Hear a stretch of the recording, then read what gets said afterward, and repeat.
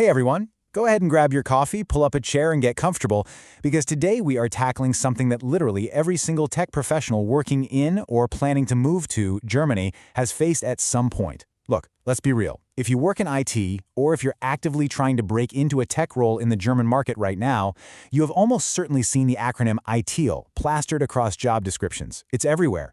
And like most people, especially if you're an expat just trying to get your bearings in a totally new job market, you probably just scrolled right past it and thought, you know what, I'll figure that out later. Well, I am here to tell you that today is later. I'm your host, and welcome to this explainer. Today we are going to completely demystify ITO together. So, why exactly is this acronym everywhere you look? It is just so incredibly easy to see 4 capital letters, write it off as some boring corporate jargon, and keep on scrolling to the next listing. But here's the reality. Hiring managers care about it. Deeply. It's really not just a buzzword, it's practically the fundamental language of modern IT operations. And today is the day we finally translate that language. By the time we wrap up this explainer, you are going to know exactly what ITIL is, why massive German enterprises completely rely on it to function, and how understanding it might just be the absolute key to unlocking your next big career move. All right, so to really understand where we are today, we kind of have to look back at where this whole thing started. ITIL actually stands for Information Technology Infrastructure Library, and its journey started way back in 1989. Basically, the UK government desperately needed a way to standardize its incredibly chaotic IT operations. It was the Wild West back then. Over the decades, it naturally evolved. In 2007, we got ITIL V4, and that really cemented it as the world's most widely adopted framework for IT service management, or ITSM for short. But as we all know, the digital world changes incredibly fast. So in 2019, they released ITIL V4. And this wasn't just a minor patch, it was a massive, modern update completely rebuilt from the ground up for the era of cloud computing, automation, and total digital transformation. Now, I really want to stress that this transition represents a massive paradigm shift. If you've ever heard older IT professionals grumbling about ITIL by the water cooler, they are almost certainly thinking of the old ITIL V3. That older version really had a reputation for being this rigid, linear lifecycle. It had these 26 strict processes that, honestly, often just led to teams working in totally isolated silos. Well, ITIL V4 comes in and basically tears those silos down. It completely shifts the entire focus away from rigid processes and moves it toward ultimate flexibility and this new concept called value co-creation. It essentially evolves those old 26 processes into 34 highly adaptable management practices. It's not just a rulebook change, it's a completely different mindset. Okay, the absolute crucial point we need to talk about here is this concept of co-creating value. Let's break that jargon down into plain English. In the old days, IT was largely seen as just a cost center, right? Your job was basically just to keep the servers humming and reset people's forgotten passwords. You delivered a service to the business. Well, ITIL V4 says, no, absolutely not. That is completely outdated. Modern IT is all about partnering with your customers and your stakeholders to create tangible, real-world business success together. You aren't just sitting in a dark room fixing a bug, you are directly enabling a marketing team to launch a campaign that generates actual revenue. That is what it means to co-create value. Let's dive into how this co-creation actually builds into the core framework. At the absolute beating heart of ITIL V4 is something called the Service Value System, or the SVS. Now, to make this easy, I want you to picture the SVS as the engine of a car. It's a completely holistic model. You feed it fuel, which in the IT world is business opportunity and demand, and the engine processes it. All the internal components are working in perfect, seamless sync to output forward momentum. And that forward momentum, that's your tangible business value. The SVS basically takes this highly abstract, floaty idea of IT management and turns it into a concrete, highly operational machine. So if we actually pop open the hood of that engine to see what's inside, we find 5 interconnected parts. First up, the guiding principles. Think of these as the rules that establish your cultural mindset. Next is governance, which is just there to ensure everything you do aligns tightly with the overall company strategy. Third is the service value chain, and that's your central operating model. Fourth is continual improvement. This one is huge. It's the absolute heartbeat of a learning organization, where you are just constantly striving to get better. And finally, the 34 management practices, which act as your flexible tool belt for actually doing the everyday work. Every single one of these parts has to fire perfectly together to turn that demand into value. Now, zooming right into the dead center of that engine, we find the service value chain. Remember, this is your central operating model, and it's made up of 6 key activities: plan, improve, engage, design and transition, obtain or build, and deliver and support. But here's the absolutely critical thing you must remember, so pay attention. These are not rigid, sequential, step-by-step instructions. You do not have to do them in order, 1 through 6. Instead, think of them like Lego blocks. They are a flexible toolkit.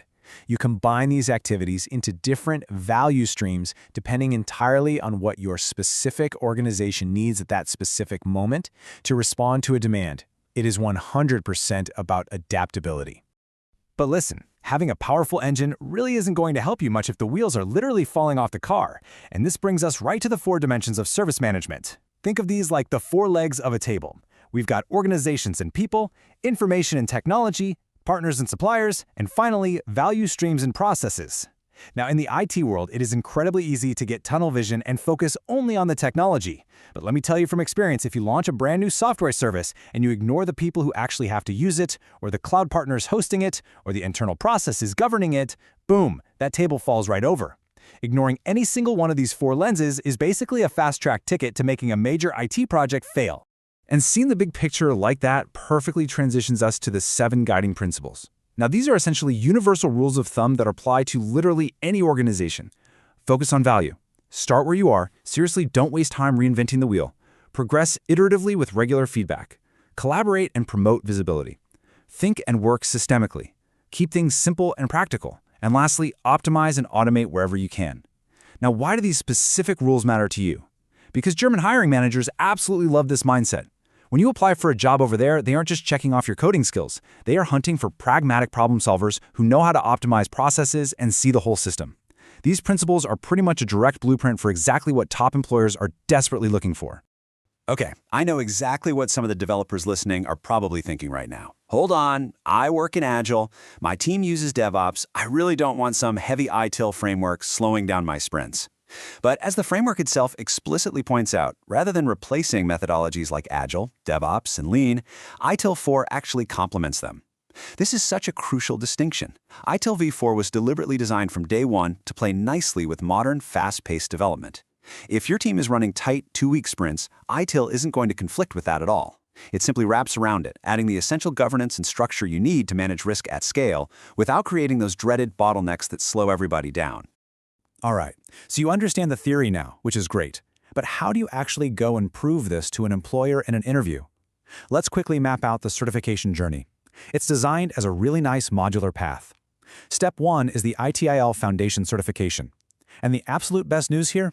There are strictly 0 prerequisites for Foundation. It is the perfect starting line. From there, if you want, you can specialize in Step 2 by aiming to become a managing professional or a strategic leader. And finally, for the true veterans out there, you can achieve the absolute pinnacle, ITIL Master. But honestly, for most people just entering the German tech market, that Step 1 foundation level should be your primary target. So, why should you sacrifice your free evening studying for that foundation exam? Well, here is a highly compelling reason for you. According to the Global Knowledge IT Skills and Salary Report, having an ITIL Foundation certification consistently remains one of the top 15 highest-paying IT certifications globally. In fact, professionals who step up and get certified report salary increases of up to 20%.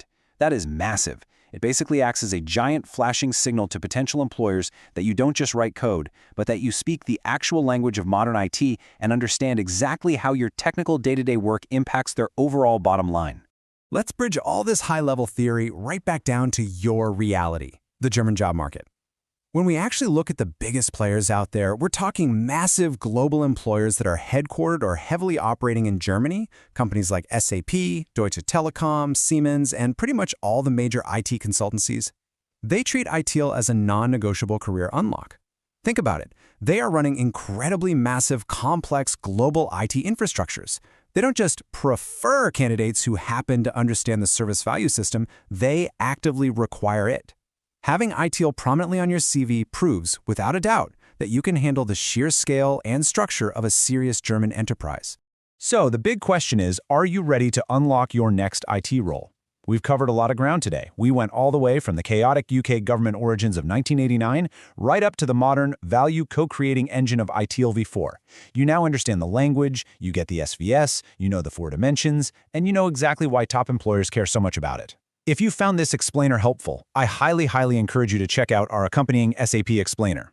Because honestly, combining SAP knowledge with a solid grasp of ITIL makes you a ridiculously competitive candidate in Germany. I'm going to leave you with this final thought. In an IT market that is getting increasingly automated by the day, simply knowing how to code is no longer enough to stand out. The real question you have to ask yourself is, do you know how to turn your code into actual, measurable business value? Thanks so much for hanging out with me today. Be sure to hit subscribe, and I will see you all in the next explainer.